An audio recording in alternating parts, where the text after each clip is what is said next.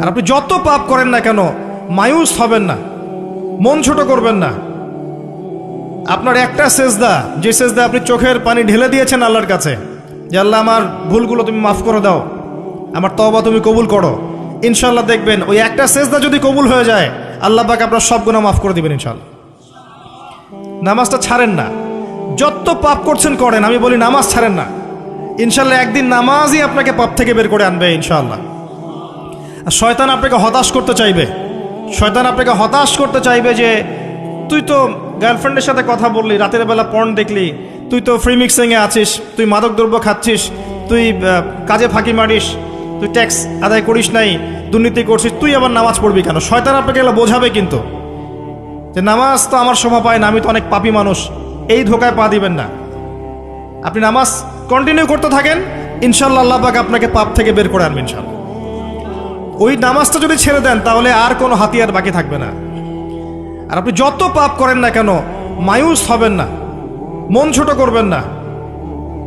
আপনার একটা সেজদা, যে সেজদা আপনি চোখের পানি ঢেলে দিয়েছেন আল্লাহর কাছে, যে আল্লাহ আমার ভুলগুলো তুমি মাফ করে দাও, আমার তওবা তুমি কবুল করো, ইনশাল্লাহ দেখবেন ওই একটা সেজদা যদি কবুল হয়ে যায় আল্লাহ পাক আপনার সব গুনাহ মাফ করে দিবেন ইনশাল্লাহ। হতাশ হবেন না, শয়তান হতাশ করতে চাইবে মানুষকে, শয়তান মানুষকে হতাশ করতে চাইবে। এমনকি আপনার যদি পাহাড়ের পরিমাণ ঋণ থাকে, ওই ঋণ শোধ করার ব্যবস্থা আল্লাহ পাক করে দিবেন ইনশাআল্লাহ তাআলা।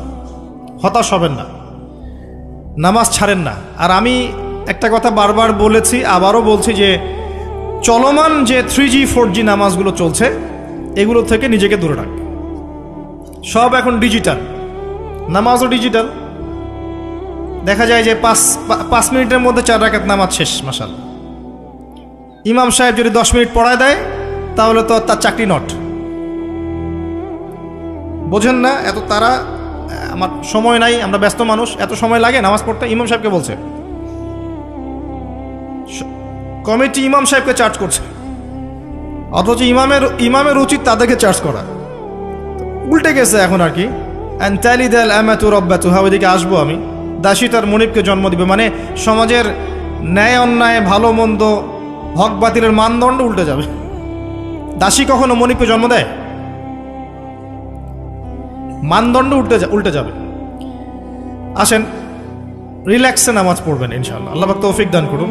নামাজের মধ্যে যা পড়ছেন এটাকে বোঝার চেষ্টা করতে হবে অর্থটা, তখন দেখবেন নামাজে মনোযোগ বাড়বে ইনশাআল্লাহ। তার আগে অজুটাকে ভালো করে করবেন, তাড়াহুড়া করে অজু করবেন না, রিল্যাক্সে অজু করেন, অজুর অঙ্গগুলোকে সুন্দর করে ধন। অজু পরিষ্কার হয় না, এই জন্য নামাজে মনোযোগ থাকে না। আর একটা বদভ্যাস আমারও আছে, আপনাদের সবারও আছে আমি জানি, অজুতে আমরা যে পরিমাণ পানি খরচ করি, এই পরিমাণ পানি দিয়ে নবী সাল্লাল্লাহু আলাইহি ওয়াসাল্লাম গোসল করতেন। হ্যাঁ, আর আপনার মাথায় যত চুল আছে তার চেয়ে বেশি চুল ছিল নবী সাল্লাল্লাহু আলাইহি ওয়াসাল্লামের মাথায়। আপনার 2-3 জনের মাথায় যত চুল আছে তার চেয়ে বেশি চুল ছিল নবী সাল্লাল্লাহু আলাইহি ওয়াসাল্লামের মাথায়। তারপরেও তিনি অল্প পানি দিয়ে গোসল করে ফেলতেন। আর আমাদের দেখবেন যার ইমানের জোর যত বেশি, তার ট্যাপের স্পিড তত বেশি। মসজিদে যাবেন দেখবেন জোরে ট্যাপ ছেড়ে দিয়েছে, অজু করতেছে। একজন মানুষের গোসলের পানি দিয়ে একাই অজু করে ফেলে। পানির লেয়ার দিন দিন নেমে যাবে আমাদের এই পাপের কারণে। কুল আরাআইতুম ইন আসবাহা মাউকুম গাওরা, সূরা মুলকের শেষ আয়াত পড়ে দেখেন। বলুন হে নবী, তোমরা যদি কখনো সকালে উঠে দেখো যে পানির স্তর সব নিচে নেমে গেছে, পানি নাই, ফামা ইয়াতিকুম বিমাইন মাইন, কোন সেই সত্তা আছে তোমাদেরকে পানি এনে দিবে, প্রবাহমান পানি? দিন দিন ঢাকা শহর সহ বড় বড় যে সিটিগুলো আছে এগুলোর পানির লেয়ার নিচে নেমে যাচ্ছে। আমাদের অপচয়ের কারণে এমন হচ্ছে। প্রচুর পানি আমরা অজুতে অপচয় করি। গোসল দেখবেন শাওয়ার নিচ্ছে, ওই যে আমাদের ডিজিটাল ইয়াজুজ আর মাজুজের বাথরুম যেগুলো আছে, পানি চোষা বাথরুম, মানে 10-20 বালতি পানি দিয়ে শাওয়ার নিয়ে নিবি। হ্যাঁ, আর মহিলা হলে তো কথাই নাই, আরো 10 বালতি এক্সট্রা লাগায়। তো সমস্যা, অজু ঠিক করতে হবে, তারপরে সলাতে মনোযোগ বসবে ইনশাআল্লাহ। আল্লাহ পাক আমাদেরকে সলাত বুঝে আদায় করার তৌফিক দান করুন। মনোযোগ চলে যাবে, যাওয়া আসা করবে, মনোযোগ যাওয়া আসা করবেই, কিন্তু মনোযোগ ধরে রাখার চেষ্টা করতে হবে। ইনশাআল্লাহ তাআলা আল্লাহ পাক যদি ইহসান দান করেন মনোযোগ বাড়বে ইনশাআল্লাহ আযজা ওয়া জাল। আরেকটা টিপস বলবো, সেটা হলো নামাজে সূরাগুলোর মধ্যে ভেরিয়েশন রাখতে হয়। যেমন প্রতিদিন যদি আপনি একই রকম সূরা পড়েন, আমি নিজেও দেখেছি যে আপনি প্রত্যেক ওয়াক্তেই যদি একই সূরা দিয়ে নামাজ পড়ে থাকেন, দেখবেন মনোযোগটা তুলনামূলক কম পাচ্ছেন। তো এক এক রাকাতে যদি আপনি ভেরিয়েশন নিয়ে আসেন, সূরার মধ্যে ভেরিয়েশন বোঝেন তো, বৈচিত্র্য নিয়ে আসেন, আপনি দেখবেন মনোযোগ বাড়বে। খেয়াল করে দেখেন। এবং তাসবিহ তাহলিল যেগুলো করছেন এগুলোর অর্থটার দিকে যদি ফোকাস করেন, মনোযোগ কিছুটা হলেও বাড়বে। আরেকটা কাজ করলে মনোযোগ বাড়বে, প্রত্যেক সেজদায় দোয়া করতে পারলে। সেজদা করছেন, শুধু সুবহান রাব্বিয়াল আ'লা এতটুকু বলে উঠে যাবেন না, কমপক্ষে একটা দুটো দোয়া করেন, একটা দুটো দোয়া করেন সেজদায়। কারণ সেজদায় সবচেয়ে বেশি দোয়া কবুল হয়। আল্লাহ রাসূল সাল্লাল্লাহু আলাইহি ওয়াসাল্লাম বলেছেন, বান্দা সেজদায় আল্লাহর যত কাছে থাকে অন্য কোনোভাবে বান্দা এত কাছে আসতে পারবে না। এবং এখানে তোমরা বেশি বেশি দোয়া করো, নবী সাল্লাল্লাহু আলাইহি ওয়াসাল্লাম বেশি বেশি দোয়া করতে বলেছেন। দোয়ার জন্যে হুজুর ডেকে এত খাওয়ানোর দরকার নাই, নিজে দোয়া করা শেখেন, নিজে দোয়া করা শেখেন। নিজের বাবার জন্যে, মায়ের জন্যে, আপনার আত্মীয় স্বজনের জন্য, আপনার নিজের জন্যে, আপনার স্ত্রী সন্তানের জন্যে, সমাজের জন্যে, উম্মার জন্য, দেশের জন্য আপনি দোয়া করতে শেখেন। আপনার একটা প্রয়োজন, এই প্রয়োজনটাকে আমি বুঝতে পারবো, ওই আবেগটা কি আমার আসবে? আপনার যেটা প্রয়োজন, আপনার আবেগ আপনার আসবে। আপনার সন্তান অসুস্থ, আমি কি বুঝবো সেই ফিলিংসটা কেমন? আপনি বুঝবেন সেই ফিলিংসটা কেমন। অতএব নিজে আল্লাহর সাথে সম্পর্ক করেন। আর আপনি নিজেকে এত ছোট কেন মনে করছেন? আপনিও আল্লাহর সেই বান্দা, যে বান্দা আমি, যে বান্দা আর 10 জন মানুষ। আল্লাহ পাক আপনাকেও ভালোবাসেন, আল্লাহ পাক অবশ্যই আপনাকে ভালোবাসেন। জীবনের দীর্ঘ সময় পর্যন্ত আপনি আল্লাহকে ডাকেন নাই, আল্লাহ আপনাকে ফেলে দেয় নাই। আল্লাহ আপনাকে খাওয়ান, এখনো পরান, বাঁচিয়ে রেখেছেন, আল্লাহ নিয়ামত দিয়েছেন। আল্লাহ আপনাকে ভালো না বাসলে এমনি করেন? আল্লাহ পাক অপেক্ষা করছেন কবে খালি আপনি আসবেন আল্লাহর কাছে, এসে বলবেন আস্তাগফিরুল্লাহ ওয়া আতুবু ইলাইহি। আল্লাহ পাক অপেক্ষা করে বসে আছেন আপনার জন্য। আপনি কোথায় যাচ্ছেন? ফাআইনা তাযহাবুন। আল্লাহ পাক বলেছেন ফাআইনা তাযহাবুন, কোথায় যাচ্ছ তোমরা? কোথায় যাচ্ছেন? টাকার পিছনে, বাড়ি গাড়ি, স্ট্যাটাস, স্ত্রী সন্তান, ভোগবিলাসের পিছনে? আল্লাহ অপেক্ষা করছেন আপনার জন্য। আসেন, সেজদা করেন। ওয়াসজুদ ওয়াকতারিব, সেজদা করেন, নিকটবর্তী হন। আল্লাহ আপনার জন্য অপেক্ষা করছেন। যাবেন না আল্লাহর কাছে? আল্লাহ পাক সবাইকে আল্লাহর কাছে ফিরে আসার তৌফিক দান করুন। এটাই হোক আমাদের কাছে আসার গল্প, এটাই হোক আমাদের কিসের গল্প? কাছে আসার গল্প। আমাদের জেনার গল্প দরকার নাই। ওদের কাছে জেনা হচ্ছে কাছে আসার গল্প, যার ব্যাপারে আল্লাহ বলেছেন লা তাকরাবু জিনা, ওর ধারের কাছেও যেও না, আর তারা ওইটাকে বলবে কাছে আসার গল্প। ইন্না লিল্লাহ ওয়া ইন্না ইলাইহি রাজিউন। আল্লাহ পাক আমাদের যুবক যুবতীদেরকে হেদায়েত দান করুন, পিতা মাতাদেরকে পরিবারে অনুশাসন বজায় রাখার তৌফিক দান করুন। আমাদের এই কাজগুলোর প্রতিফল কিন্তু আমাদেরকে ভোগ করতে হবে। আমাদের মেয়েদের, আমাদের ছেলেদের, তাদেরকে আমরা কিভাবে বড় করছি এটার হিসেব কিন্তু আমাদেরকে চুকিয়ে দিতেই হবে। পিতামাতাদেরকে বলবো সচেতন হয়ে যান। আল্লাহ পাক তৌফিক এনায়েত করুন, আমিন। আর যারা ওই পথে চলে গেছেন তাদের উদ্দেশ্যে একটা কথা বলবো, সেটা হচ্ছে যে এটা একটা মোহ, একটা ভ্রম। বাস্তবতা হচ্ছে যে আপনাকে প্রতিশ্রুতি দিচ্ছে সে আপনাকে অনেক ভালোবাসে, আদতে সে আপনাকে ভালোবাসে না। আদতে সে আপনার অবস্থানকে ভালোবাসে। আপনি আজ হোক আর কাল হোক এটা বুঝতে পারবেন যে সে আপনাকে ভালোবাসে না, আপনার অবস্থানকে ভালোবাসে। আপনার অবস্থান যদি ভালো থাকে সে আপনাকে ভালোবাসবে, অবস্থান ভালো না থাকলে ভালোবাসবে না। একইভাবে আপনি একটা মেয়ের কাছে যে ভোগবিলাস চাচ্ছেন, একটা ছেলে একটা গায়রে মাহরাম মেয়ের সাথে ফ্রি মিক্সিং করলে তার একটাই উদ্দেশ্য থাকে, সেই মেয়েটাকে ভোগ করা। সুযোগ পেলেই সে মেয়েটাকে ভোগ করে ফেলবে। একইভাবে এই মেয়েও দেখবেন আপনার যতটুকু সামর্থ্য আছে, অর্থবিত্ত যা যা আছে, এটাকে সে ইউজ করার চেষ্টা করছে তার স্বার্থে। বাস্তবিক অর্থে দুজন দুজনকে ভালোবাসে না মোটেই, দুজন দুজনের স্বার্থকে ভালোবাসে। ভালোবাসা আল্লাহর পক্ষ থেকে আসে। কখন আসবে? যখন আপনি হালালের উপর থাকবেন, যখন আপনি বিয়ে করবেন হালালভাবে। অচেনা একটা মেয়ের প্রতি দেখবেন আল্লাহ পাক এমন ডিভাইন একটা লাভ দিয়ে দিবেন, ওয়াজআলা বাইনাকুম মাওয়াজ্জাতা ওয়া রাহমা। আল্লাহ পাক তার পক্ষ থেকে উভয়ের মাঝখানে হৃদ্যতা, ভালোবাসা, মহব্বত দান করবেন। বলেন সুবহানাল্লাহ। এটা ডিভাইন, আল্লাহর পক্ষ থেকে আসবে, ঐশ্বরিক। আর বাকিটা হচ্ছে ঐশাচিক, শয়তানি, প্রবৃত্তির দাসত্ব, ভোগবাদী। এগুলো খেয়াল রাখবেন। এতে করে যা হবে, আপনি একবার আপনার ইজ্জত হারায় ফেললে কখনো ফিরে পাবেন না। অদ্ভুত বিষয়, মানে এই বিষয়গুলোকে আমরা কিছু মনেই করি না এখন। আমরা কিন্তু কিছু মনেই করি না, মনে করি এটা একটা মানে সোশ্যাল কালচার, গার্লফ্রেন্ড বয়ফ্রেন্ড থাকবে, একটা সোশ্যাল কালচার। এভাবে যে কত ছেলে কত মেয়ে, লক্ষ লক্ষ কোটি কোটি নিত্যদিন জেনা করছে, আল্লাহ ভালো জানে। আল্লাহ পাক আমাদের যুব সমাজকে হেদায়েত করুন, আমিন। আর যে প্রশান্তির জন্য আপনি তার কাছে যাচ্ছেন, সেটা তার কাছে নাই। প্রশান্তি আছে কোরআনের কাছে, প্রশান্তি আছে নবীর সুন্নায়, প্রশান্তি আছে আল্লাহর জন্য সেজদায়। তার আল্লাহর জন্য আল্লাহকে স্মরণ করে আপনি কাঁদবেন, প্রশান্তি পাবেন। আল্লাহর জন্য কিছু কাজ করবেন, তার দিনের কোনো খেদমত করবেন, প্রশান্তি পাবেন। আল্লাহর কোরআনের 10টা আয়াত মুখস্থ করেন, মনে এমন শান্তি আসবে যেটা আপনি কোথাও পাবেন না। আমি চ্যালেঞ্জ করে বলছি আপনাকে, আপনি আল্লাহর কিতাবের আজকে গিয়ে 5টা আয়াত মুখস্থ করেন, অর্থটা পড়বেন, কয়েকবার চর্চা করেন, মানুষকে শোনান, আপনি মনে এমন একটা প্রশান্তি পাবেন যেটা পৃথিবীর কোনো জায়গায় পাবেন না। এখানে প্রশান্তি এত এত বেশি মাত্রা আসবে, যার খবর যদি ওই পশ্চিমারা জানতো, তাহলে আমার কলিজায় বোম মেরে উড়িয়ে দিত। কথা বুঝতে পারেন নাই? আল্লাহর পথে চললে যে প্রশান্তিটা পাওয়া যায়, এর খবর যদি ইসলামের শত্রুরা জানতো, তাহলে মুসলিমদের কলিজায় পারমাণবিক বোমা মারত। তারা জানে না কি প্রশান্তি এখানে পাওয়া যায়। আপনি যে প্রশান্তির জন্য এখানে যাচ্ছেন, এটা ওখানে নাই। কোরআনের কাছে আছে, সেজদায় আছে, নামাজে আছে, তাহাজ্জুদে আছে, আল্লাহর জিকিরে আছে। আর নেককার স্ত্রীর কাছে আপনি প্রশান্তি পাবেন। এটা আল্লাহ আপনাকে গিফট দিয়েছেন। আদম আলাইহিস সালামকে আল্লাহ পাক দিয়েছেন না?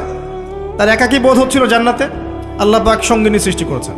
এখানে আপনি প্রশান্তি পাবেন, বাকিগুলো প্রশান্তির উৎস নয়। পরে দেখা যাবে ওখানে ছাকা খেয়েছে, খেয়ে তারপরে মাদক সেবন করবে, তারপরে মিউজিকের কাছে যাবে, তারপরে দেখবেন যে পতিতালয়ে যাচ্ছে, তারপরে হয়তো গুন্ডামি করবে, জীবনটা উচ্ছৃঙ্খল হয়ে গেল। কেউ কেউ আত্মহত্যাও করবে, কারণ হচ্ছে ওই যে শুরুতে একটা মেয়ের সাথে প্রেম করে ছাকা খেয়েছে, ওখানে প্রশান্তি খুঁজেছে, শয়তান এদেরকে নিয়ে খেলেছে, এক পর্যায়ে দুজনের জীবন নষ্ট করে ফেলে দিল। আদতে কি হলো? মুসলিম উম্মাহ থেকে 2টা নক্ষত্র ঝরে গেল। হয়তো ওই যুবককে দিয়ে দিনের কোনো খেদমত হতো, এখন আর হলো না। হয়তো ওই যুবক তার যৌবনকালটা ইবাদত করে কাটাতে পারত, আরও সে ছায়া পেত, আর পেল না। শয়তান সাকসিড, শয়তান জিতে গেল। এ হচ্ছে বাস্তবতা। বাস্তবতা বোঝেন, আল্লাহর কাছে ফিরে আসেন, আল্লাহ আপনার অপেক্ষা করছেন। আসবেন না আল্লাহর কাছে? এটাই হোক আল্লাহর কাছে আমাদের কাছে আসার গল্প। আল্লাহ পাক আমাদেরকে তৌফিক দান করুন, আল্লাহুম্মা আমিন। তো সুন্নতের কথা বলতে গিয়ে আসলাম। নবী সাল্লাল্লাহু আলাইহি ওয়াসাল্লামের সুন্নাহ আমরা যেন আমাদের সামগ্রিক জীবনে পালন করার চেষ্টা করি, আল্লাহ পাক চেষ্টাটা যেন কবুল করেন, আমিন। এরপরে আছে সালাতের কথা, তারপরে আছে আপনার যাকাতের কথা। নিসাব পরিমাণ সম্পত্তি হয়ে গেলেই যাকাত দিতে হবে। এটা নফল কিছু নয়, ফরজ জিনিস। যদি আপনি সামর্থ্যবানদের যাকাতগুলো কালেক্ট করতে পারতেন, কেউ যদি পারত, দেখতেন এই যাকাতের অর্থগুলো দিয়ে এত এত মানে বিগ বিগ প্রজেক্ট করা যেত, যেটা আপনি কল্পনা করতে পারবেন। এটা কিন্তু নফল কিছু নয়, দিতেই হবে, বাধ্যতামূলক। যাকাত আল্লাহ পাক এই জন্য ফরজ করেছেন, যাতে করে সমাজের মধ্যে ধনী এবং গরিবের সাম্য বজায় থাকে। এটা গরিবের হক। যাদের উপর যাকাত ফরজ হয়েছে তারপরেও যাকাত দিচ্ছে না, এদের সম্পত্তিগুলোকে আল্লাহ পাক কিয়ামতের দিন গলাবেন, মানে ধাতুতে পরিণত করে গলাবেন, গলিয়ে কপালে, গালে, পিঠে, চেহারায় লেপটে দিবেন। বলেন নাউজুবিল্লাহ। সূরা তাওবা পড়ে দেখেন, সূরা তাওবার মধ্যে এটা আছে। সম্পত্তি গলানো হবে, গলে একটা সোনা, তামা, ব্রোঞ্জ এগুলো গলালে কেমন হবে? এগুলো উত্তপ্ত করে যদি গায়ে লাগিয়ে দেওয়া হয়, কেমন শাস্তি হবে? বলা হবে এটাই সেই তোমার সম্পদ যা তুমি সঞ্চয় করেছিলে, আজকে এটা আযাব ভোগ করো। নাউজুবিল্লাহ। এটা সমাজের সাম্য বজায় রাখে, গরিব আর ধনীর মধ্যে একটা ব্যালেন্স বজায় রাখে। এটা গরিবের হক। যখন আমরা যাকাত দিব না, গরিব মানুষের মাথাপিছু যে মানটা আছে জীবনযাত্রা, এটা আরও কমে যাবে। এটাতে শুধুমাত্র একটা রাষ্ট্রেরই উপকার হয় না, ব্যক্তি পর্যায়ে উপকার হয়। যখন ব্যক্তি পর্যায়ে যাকাত চলে যাবে সবার হাতে হাতে, দেখবেন আজকে যে খেতে পারছে না, সে কালকে দুবেলা খেতে পারবে ইনশাআল্লাহ। আর অনেক মুসলিম আছি আমরা যারা সালাত পড়ি, যাকাত দেই না, আছি না? জাকাতকে আমরা ফরজই মনে করি না। যদি বলা হয় ইসলামের 5টা পিলার বলেন, বলবে কালিমা, নামাজ, রোজা, হজ, জাকাত। জাকাত সবচেয়ে শেষে, তাই না? জাকাতকে পাঠাইছে সবচেয়ে শেষে, অথচ আল্লাহ বলেছেন কালিমা, তারপরে সালাত, তারপরে জাকাত, তারপরে সওম, তারপরে হজ। জাকাতকে গুরুত্ব দিন, এটা ইসলামিক অর্থনীতির মূল ভিত্তি। জাকাতের উপরে আল্লামা তকি উসমানী শাইখের একটা বই আছে, এই বইটা পড়তে পারেন, অত্যন্ত চমৎকার। জাকাত নিয়ে বিস্তারিত আলোচনা করা হয়েছে এবং জাকাত কিভাবে মানবতার উপকার করবে এটা বলা আছে। আজকে এটা টপিক না, আমি না হলে অনেক লম্বা কথা বলতে পারতাম। আল্লাহ পাক আমাদের সবাইকে জাকাত দেওয়ার তৌফিক দান করুন, আমিন। এরপরে সওমের কথা বলেছেন, সওম ইনশাল্লাহ সামনে আসবে, আমরা সবাই রাখবো। আল্লাহ পাক আমাদের সবাইকে 30টা সওম, পুরো মাস সওম রাখার তৌফিক দান করুন, আমিন।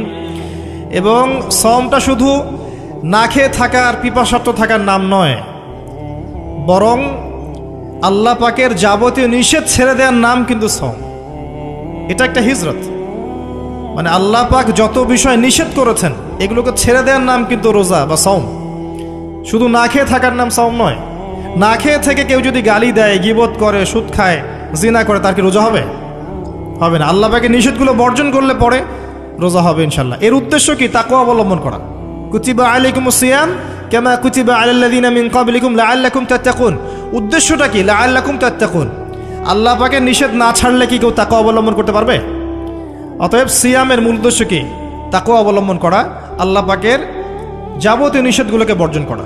আল্লাহ পাক আমাদেরকে সিয়াম রাখার মতো রাখার তৌফিক দান করুন। রমজান মাসে আমরা ইফতার করাবো বেশি বেশি ইনশাআল্লাহ। বেশি বেশি মানুষকে ইফতার করাবেন, বেশি বেশি নফল দান সাদাকা করবেন, জাকাতগুলো দিয়ে দিবেন। রমজান মাসে কিয়ামুল লাইল করবেন, তারাবির নামাজ সুন্দর করে লম্বা করে পড়বেন। রাকাত সংখ্যা নিয়ে ঝগড়া করেন না। আমরা যে কাজগুলো করি ঝগড়াটা বেশি করি। কোয়ালিটি দেখবেন আল্লাহ, কোয়ালিটি, কোয়ান্টিটি না। নামাজটা কেমন কোয়ালিটি সম্পন্ন ছিল। এবং এই রমজান মাসে সবচেয়ে বেস্ট নিয়ামা হচ্ছে কোরআন। এই মাসে কি হয়েছে? কোরআন নাজিল হয়েছে। এই কোরআনকে সময় দিতে হবে। যারা কোরআন তেলাওয়াত করতে জানি না, রমজান মাসে শিখতে হবে। যারা জানেন তারা খতম দিবেন, তেলাওয়াত করবেন, খতম দিবেন। যারা আরও ভালো জানেন তারা গবেষণা করবেন, পুরো কোরআনটা গবেষণা করবেন। পারা যাবেন ইনশাল্লাহ। আল্লাহ পাক সবার আগে আমাকে, অতঃপর আপনাদের সবাইকে তৌফিক দান করুন, আমিন। এবং দিনের জন্য তালিম করবেন, ইমানের আলোচনা করবেন, মসজিদে দার্স দিবেন, ইফতার করাবেন, গরিবদেরকে সাদাকা করবেন, ওসর দিবেন, ফিতরা আদায় করবেন। রমজান মাসটাকে একটা ইসলামের ইবাদতের সংস্কৃতি বানিয়ে ফেলবেন। রমজানের প্রতিটা মোমেন্টকে কাজে লাগানোর চেষ্টা করবেন। আল্লাহ পাক সবাইকে তৌফিক দান করুন, আল্লাহুম্মা আমিন। ইফতার একসাথে করবেন, বাসায় সবাই একসাথে ইফতার করবেন। একটা কমিউনিটি, একটা মানে কি বলবো, ইসলামের উৎসব যেন বিরাজ করে। পরিবারের ছোটরা দেখবে যে রমজানে আমরা সবাই একসাথে ইফতার করি। একটা বড় থাল কিনবেন বাসায়, এই বড় থালে খাওয়া কিন্তু সুন্নাত। একটা বড় থাল যেখানে পরিবারের সবাই সদস্য মিলে খাবেন। বাচ্চা কাচ্চা, ছোট ছোট বাচ্চারা দেখে দেখে বড় হবে যে আমরা রমজান মাসে বাবা মা সবার সাথে বসে খেয়েছি এভাবে। ওদেরকে হাদিয়া দিবেন, রোজা রাখলে উৎসাহিত করবেন, রোজা রাখলে গিফট দিবেন, হাদিয়া দিবেন যে আম্মু তোমার বয়স যদিও রোজা ফরজ হয় নাই, রাখার চেষ্টা করো, যদি রাখতে পারো তাহলে আমি তোমাকে একটা গিফট কিনে দেব। রাখতে উৎসাহিত করেন, দেখবেন ইনশাল্লাহ এই চর্চাগুলো পরবর্তীতে ওদের মধ্যে তাকওয়া নিয়ে আসবে ইনশাল্লাহ। আমাদের মনে আছে আমরা যখন ছোট, রোজা ফরজ হয় নাই, আমাদেরকে এভাবে বকশিস দেওয়া হতো, রোজা রাখলে 10 টাকা দেওয়া হবে। তখন অবশ্য 10 টাকার মান এখনকার 100 টাকার চেয়ে বেশি ছিল। আর আপনার টাকার মান দিন দিন কমবেই, কারণ ইসলামিক কারেন্সি যারা বোঝে না তারা এগুলোর সম্পর্কে বিরূপ মন্তব্য করতে পারে। বাট আমরা জানি যে একটা সভ্যতা মানুষের সম্পদ চুষে খাচ্ছে এবং ডে বাই ডে এটা হতেই থাকবে। যাই হোক, ওই টপিকে আর গেলাম না। তো আমাদেরকে পুরস্কৃত করা হতো এভাবে, উৎসাহিত বোধ করতাম। কয়টা রেখেছি? 7টা, তারপরের বছর 10টা, তারপরের বছর 15টা। এভাবে করতে করতে দেখবেন আপনার বাচ্চা রোজা রাখা শিখে যাবে। এবং সওম রাখলে শরীরের কোনো ক্ষতি নাই, উপকার ছাড়া। ক্ষতি আছে? কোনো ক্ষতি নাই, কোনো ক্ষতি নেই উপকার ছাড়া। সবচেয়ে বড় কথা হচ্ছে যারা খেতে পারে না ওদের ফিলিংসটা আপনি বুঝতে পারবেন। আপনিও বুঝতে পারবেন যে না খেয়ে থাকা এটা কেমন। আল্লাহ পাক যে খাওয়াচ্ছেন আমাকে, এটা কত বড় নিয়ামত ছিল। আল্লাহ পাক আমাদের সবাইকে রমজান মাস পর্যন্ত পৌঁছে দিক এবং রমজানে 30টা সওম পুরো মাস রমজানের যাবতীয় কাজের সাথে আদায় করার তৌফিক এনায়েত করুন, আমিন। আর সম্ভব হলে রমজান মাসে উমরা করবেন। সম্ভব হলে রমজান মাসে উমরা করতে পারেন, এটা খুব বড় একটা ইবাদত এবং এটাতে যে নববী রুহানি একটা স্বাদ পাবেন, এটা কিন্তু বলে বোঝাতে পারবো না আমি, আপনি করলে পরে বুঝতে পারবেন। আল্লাহ পাক তৌফিক দান করুন সবাইকে, আল্লাহুম্মা আমিন। এরপরে আছে সামর্থ্য হলে হজের কথা। আলহাজ টাইটেলের জন্য নয়, মানুষ আমাকে আলহাজ বলবে, হ্যাঁ, মানুষকে দেখানোর জন্য হজ, আমাকে হাজী সাহেব বলবে, এই জন্য হজ নয়। হজ করতে যাবেন ইব্রাহিমী চেতনা শিখতে। হজের কাজের মধ্যে ইব্রাহিম আলাইহিস সালামের একত্ববাদের চেতনা আছে। আরাফার মাঠে আপনি কিয়ামতের মাঠকে ফিল করবেন, সাই করবেন, তখন হাজরা আলাইহিস সালামের সেই কষ্ট ফিল করবেন। প্রত্যেকটা কাজের পিছনের ঘটনা কি এটা আপনাকে ফিল করতে হবে।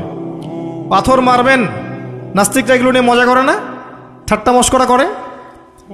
সন্তানকে জবাই করার যে হুকুমটা ছিল, সেখানে শয়তান ধোঁকা দিচ্ছিল না? শয়তান যে প্রত্যেকটা কাজে আমাদেরকে বিভ্রান্ত করে, এই চেতনাটা ওখানে জাগ্রত হয়।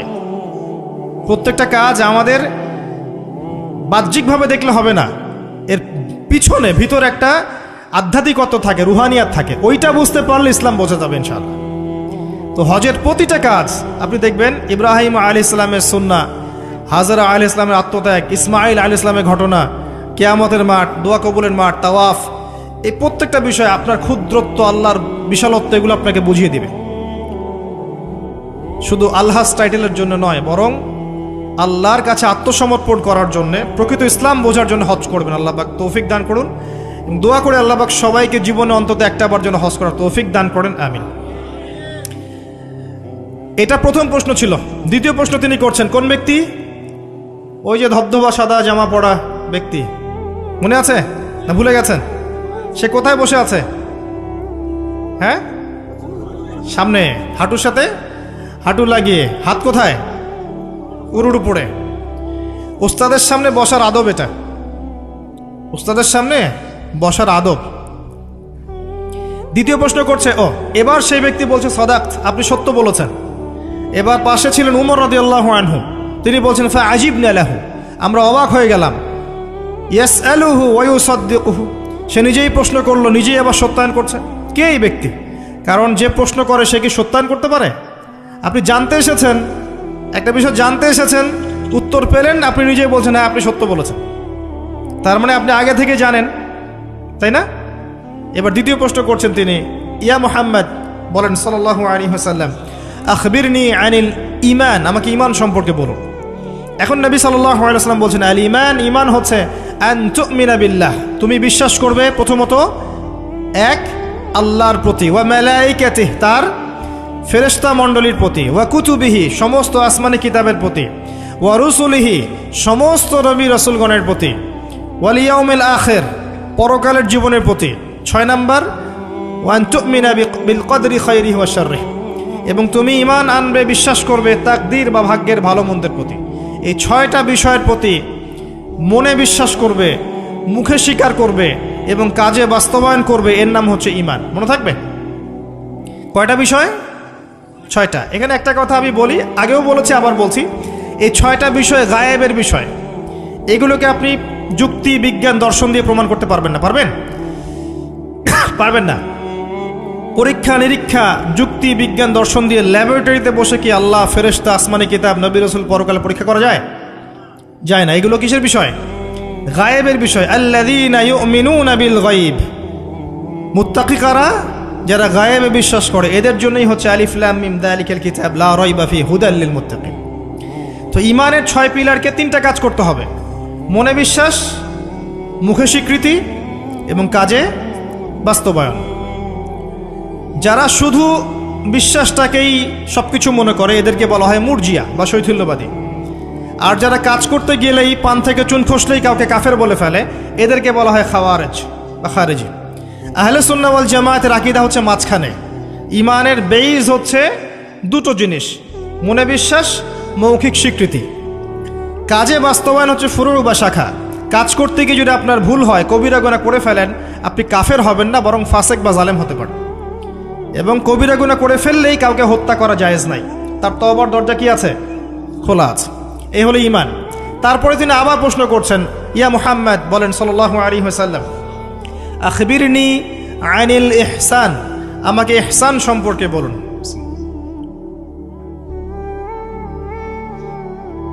তখন নবী সাল্লাল্লাহু আলাইহি ওয়াসাল্লাম বলছেন, আল ইহসান, ইহসান হচ্ছে আন তা'বুদাল্লাহা কাআন্নাকা তারাহ, তুমি এমনভাবে আল্লাহর ইবাদত করবে যেন তুমি আল্লাহকে দেখতে পাচ্ছ। কথা বুঝতে পারছেন? খুব ডিফিকাল্ট, কথাটা বলা সহজ, আমল করা খুব ডিফিকাল্ট। তুমি এমনভাবে আল্লাহর ইবাদত করবে যেন তুমি আল্লাহকে দেখছো। ওয়া ইল্লাম তাকুন তারাহ ফাইন্নাহু ইয়ারাক, যদি তুমি আল্লাহকে দেখতে না পারো তাহলে জেনে রাখবে আল্লাহ তোমাকে দেখছেন। এই কনসিয়াসনেসের নাম হচ্ছে ইহসান, আত্মশুদ্ধি, আল্লাহ কনসিয়াসনেস। যদি কারোর মধ্যে ইহসান থাকে সে কি পাপ করতে পারবে? সে কেউ যদি ফিল করে যে আল্লাহ আমাকে দেখছেন প্রত্যেকটা কাজে, ইবাদতে, ব্যবসায়, মুআমালাতে, সামাজিক বিষয়ে, চাকরি বাকরি, ওয়ার্ল্ড অ্যাফেয়ার্স, প্রত্যেকটা বিষয়ে যদি কেউ মনে করে আল্লাহ আমাকে দেখছেন, তাহলে কি কারো পক্ষে পাপ করা সম্ভব? এই চেতনাটা আল্লাহ পাক জাগ্রত করতে বলেছেন।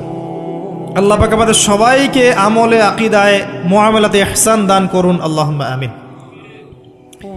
আর এই ইহসানের সাথে একটা শব্দ সম্পর্কিত, এর নাম হচ্ছে তাকওয়া। একটা আপনাদের এখানে সি বিচ আছে না, ধরেন একটা সি বিচের মধ্যে কিছু কাচের টুকরা ফেলে দেওয়া হয়েছে, ছোট্ট একটা জায়গায় সৈকতে কাচের কিছু টুকরা ফেলে দেওয়া হয়েছে। আপনাকে বলা হলো যে এর উপর দিয়ে হাঁটেন। এখন আপনি কিভাবে হাঁটবেন? নর্মালি হাঁটবেন না পাগুলো ফেলে ফেলে খুব কেয়ারফুলি হাঁটবেন? এই হাঁটাটা হচ্ছে তাকওয়া। এই হাঁটাটার এক্সাম্পল হচ্ছে তাকওয়া। মানে এই কাচের টুকরাগুলো হচ্ছে গুনাহ, শয়তানের ট্র্যাপ, ফাসাকি, জুলুম, অন্যায়, অত্যাচার, পাপ। এখান থেকে বেঁচে বেঁচে আপনাকে পা ফেলতে হবে, এর নাম তাকওয়া। আর কখন ফেলা সম্ভব হবে? যখন আমি ফিল করব আল্লাহ আমাকে দেখছেন। এই কনসিয়াসনেস না থাকলে এটা হবে না। টেবিলের তল দিয়ে আপনি ঘুষ দিচ্ছেন, যে নিচ্ছে সে যদি ওই সময় চিন্তা করে আল্লাহ আমাকে দেখছেন, নিতে পারবে? ব্যবসা করছেন, মাপে ওজন কেউ দেখছে না, কাস্টমার দেখে নাই, আপনি দেখছেন, বুঝতে পারছেন। আপনি যদি ওই সময় চিন্তা করেন যে আল্লাহ আমাকে দেখছেন, এ দেখে নাই, আপনি কি কম দিতে পারবেন? পারবেন না। বোনের সম্পত্তি আপনি সিস্টেম করে নিতে পারেন, বোন শিক্ষিত না, বোঝে না, আপনি চিন্তা করছেন আল্লাহ তো আমাকে দেখছেন, পারবেন নিতে? প্রতিটা কাজ যদি এতটুকু মানুষ ফিল করে যে আল্লাহ আমাকে দেখছেন, আপনি পারবেন না করতে। এরপরেও যদি পাপ হয়ে যায়, দেন তওবা করে ফিরে আসতে হবে। আল্লাহ পাক সবাইকে তাকওয়া অবলম্বন করে তৌফিক এনায়েত করুন।